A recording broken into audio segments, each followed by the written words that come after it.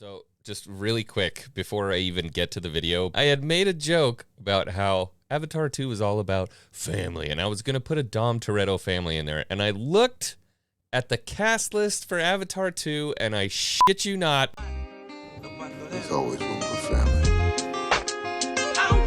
when was he in this movie? Red 3 standing by. Red 6 standing by. Red 9 standing by. Red 2 standing by. Red 11 standing by. Red 5 standing by. What's going on, everybody? Welcome back to the channel. I'm so excited to finally be able to sit down and talk about Avatar 2. I've been waiting 13 years for this movie to come out. It's been 84 years. It has been way too long, and I think a lot of people were very concerned that 13 years was way too big of a gap in between two movies for anybody to care. I was one of those people who's gonna care. If it came out in 2030, I don't care. I'd be waiting for this movie, and I'm happy to say I was not disappointed. So there are 4 basic qualities that I grade my movies on. If I'm gonna walk out of the theater with a smile on my face, it has to have these 4 qualities. 1, a good story. And oddly enough, that's probably where Avatar 2 underperforms the most. Number 2, does it have good music? 3, are the visuals good? And 4, does it provide escapism? Me being the nerd I am, I put a big emphasis on that number 4, escapism, and that is something that this movie does in spades. But more on that later. Let's start with number 1, the story. At its heart, Avatar 2 is a story about family. Yeah, exactly. It's been years since the battle with the RDA, since Quaritch was killed in the end of Avatar. They've had 3 babies and adopted 2 more, and they're just enjoying their life in the jungle. But one of the lines that Jake says right at the beginning of the movie is, "Happiness can be over in an instant." And of course, the RDA make their way back to Pandora. And it's something that they did early on in the movie that I really liked, is it's no longer just this RDA problem that they're having. It's not just a mining operation anymore. Slight spoiler, the reason why humans are back on Pandora is because Earth is dying and they are planning on making Pandora the new home. This kind of sets up the conflict for the rest of, hopefully, the rest of the movies, and it really opens up the conflict a lot more, because now it's not just mining operation versus natives, now it's really species versus species. The movie goes on to tangle with all kinds of relatable problems for kids and adults alike.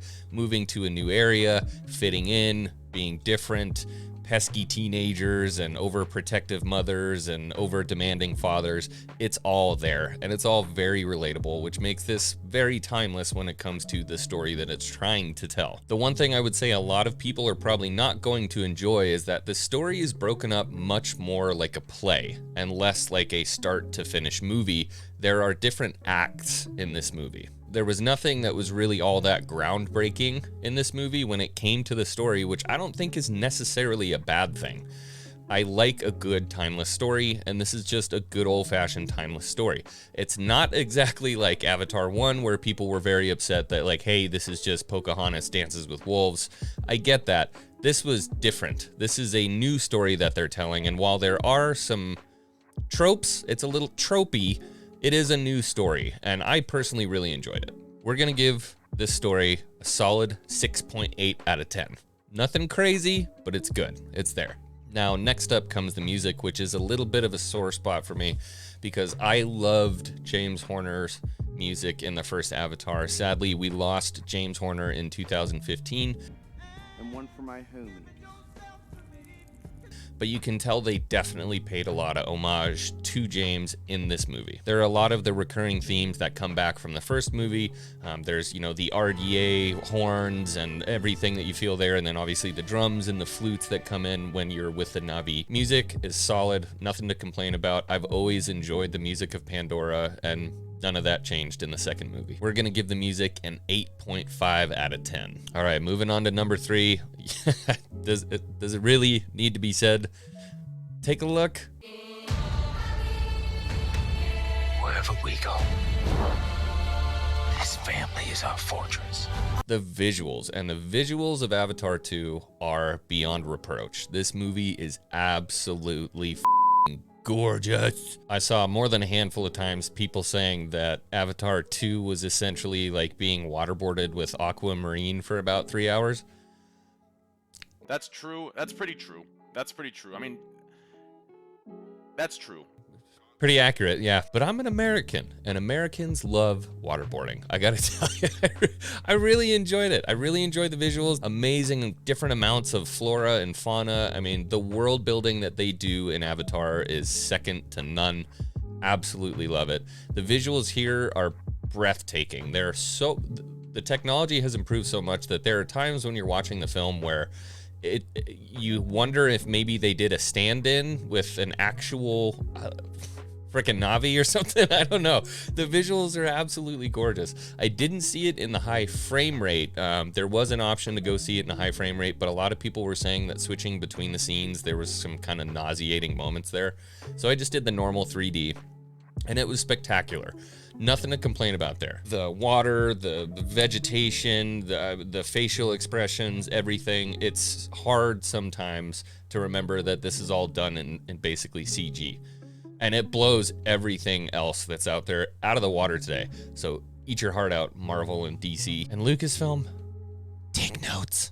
10 out of 10. Last up on the list is going to be my favorite. Does this movie provide escapism?